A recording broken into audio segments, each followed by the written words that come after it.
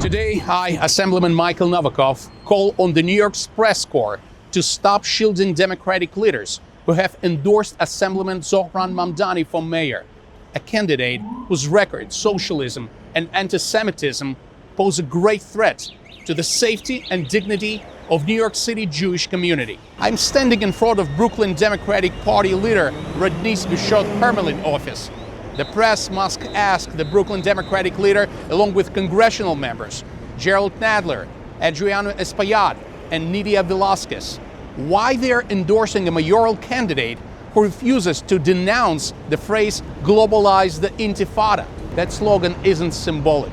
It is a direct call to violence, to Holocaust survivors, and to the broader Jewish community. It is a chilling echo of pogroms, terror attacks, and the worst chapters in Jewish history.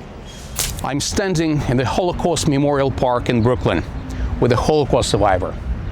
New York City is home to the largest Jewish population outside of Israel.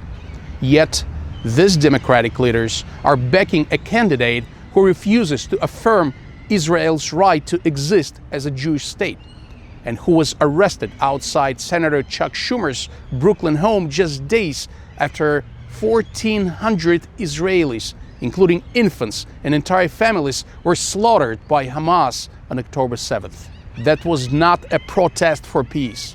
It was a protest against Israel defending itself. Standing next to me is Dora Roth, a Holocaust survivor who fled the Soviet Union to escape antisemitism and socialism. For 45 years, she has cherished the freedom and opportunity that America, and especially New York City, gave her. Today, she tells me she fears once again living under an anti-Semitic socialist regime right here in the city she thought was her safe haven. She fears the real possibility in this mayoral race, and it terrifies her. Меня зовут Дора Рот, я survivor Holocaust. Я родилась до войны, я была ребенком. Я убежала из Советского Союза от антисемитизма и боюсь, что мэр города может стать антисемит.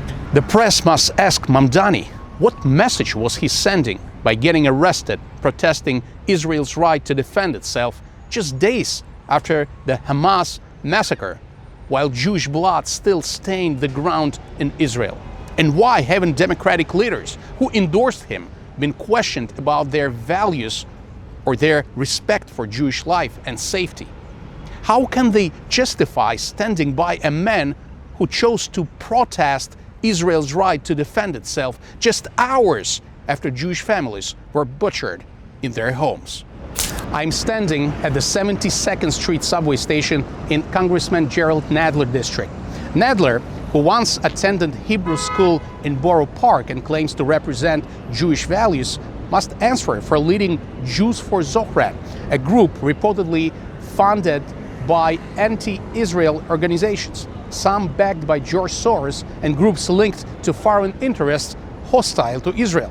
Why is Nadler standing behind a candidate who uses terms like genocide and apartheid to describe the Jewish state, rhetoric condemned by fellow Democrats, including Assemblyman Sam Berger, as false, inflammatory, and dangerous?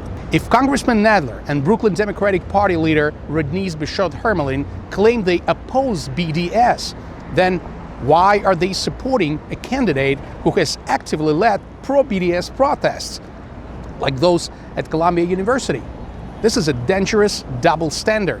The press must hold Nadler and Hermelin accountable. Let us be clear, enough is enough. The Jewish community will not remain silent as anti-Semitism becomes normalized under the banner of progressive politics. Zohran Mamdani's candidacy and the silence of those who endorse him and the silence of elected officials who don't condemn him is an insult to the memory of the Holocaust, to victims of terrorism, and to every New Yorker who believes in tolerance, security, and truth. If the media won't confront these leaders who hid and demand answers, we will. I and many in my community came to this country to escape anti-Semitism. We will not watch it take root here. Not now, not ever. I'm standing in front of the building where the New York State Democratic Party, led by Jay Jacobs, has its headquarters. There's also a disturbing political hypocrisy at play. In 2021, State Democratic Party Chair Jay Jacobs refused to endorse the socialist nominee for Buffalo mayor. Yet today, according to the New York Times, Jacobs has alarmed Jewish leaders by showing a willingness to work with Mamdani, a self-identified socialist who has alarmed Jewish communities across the state, seeks to become mayor of New York City. Meanwhile, Governor Kathy Hochul, who has styled herself as New York's therapist-in-chief, downplays the gravity of this moment by telling the public, "We're going to be okay. We don't need therapy. We need leadership against an anti-Semitic candidate." And that is why today I'm formally calling on both Chairman Jacobs and Governor Hochul to take immediate action. Revoke Zohran Mamdani's membership in the Democratic Party. Under New York election law, Article 2, Section 212, 214, and 2122, political parties have clear authority to govern their internal affairs, including the discipline and removal of members. This is not a free speech issue. This is a hate speech. The Democratic Party has a responsibility to reject candidates whose actions and words fan the flames of anti-Semitism and inside hatred. Anti-Semitism has no place in New York politics. Not in our schools, not in our streets, and not in City Hall. I urge Democratic leaders and members of the media alike, do your duty. Ask the hard questions. Confront the uncomfortable truths.